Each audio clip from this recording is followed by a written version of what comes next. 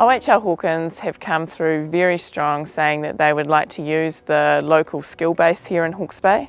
They want to engage local contractors and use as many of them as they can in their workforce, which is fantastic from Hawke's Bay's point of view. Obviously, we want as many people involved as possible. It just means that we've got certain work for those who are involved for 2 to 3 years, which is not heard of very much in the Hawke's Bay contracting environment. So we have an agreement with Hawkins with an exclusivity on large chunks of the project. So on farm, getting the water to the farmer, right up through the dam. Irrigation's our space. That's where we do the majority of our work. We're local, we know the farmers, we have a vested interest in their business. We played our cards early. We chose the team that we wanted to work with. They wanted a local flavour in their bid. Effectively for OHL Hawkins, they're dealing with one supplier, and they know we're here when the job's finished and we will support it. OHL Hawkins has engaged with us and engaged with the community at an early stage, and it's the first time I've seen it here in Hawke's Bay.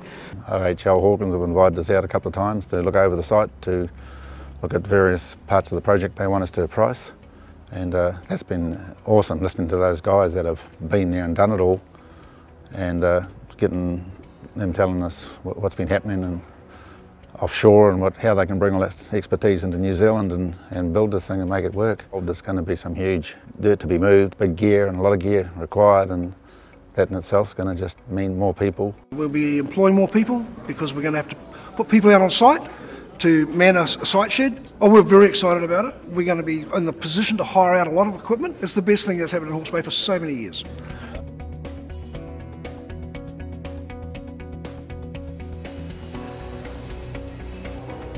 The consortia came and discussed with us ways that they could connect with EIT, and we think the real benefit of the dam for the students will be making the courses more real and allowing our students to get exposure to some of the good technology that the dam consortias will bring to the region. For us, the waterways are intrinsically linked to who we are. They're kind of like the lifeblood. They've come to see us face to face. Iwi, Māori, whānau, hapu have appreciated that personal touch. The iwi has always said that we're not against water storage. The major focus of our discussions was around employment and training. We do believe that we have skills and capacity here. We've got lots of rangatahi that would benefit from some training and upskilling. We'll be there long after the construction of the dam, and so our workforce needs to be retrained to take jobs and careers inside the new economy, and we would like some assistance in that from the construction firm.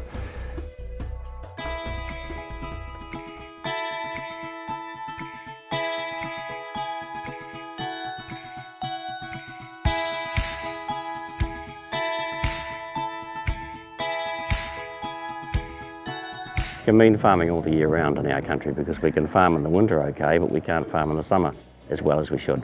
We've had good communication with the Hawkins group and their representatives and associates, and we've noticed them, and I've been with them on some of their perusals of the area and how parts of it fit together. We're optimistic of what they may do for us. Irrigation would be like an insurance to ensure that we get the profit margin on cropping. OHL Hawkins Group have taken the steps this early to engage with the community, to tell us that they are wanting first and foremost to employ locals.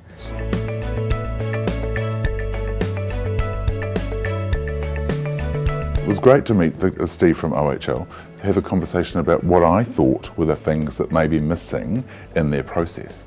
So we talked about scenario planning, we talked about research, we talked about a wide range of stuff that will actually help grow GDP in this region.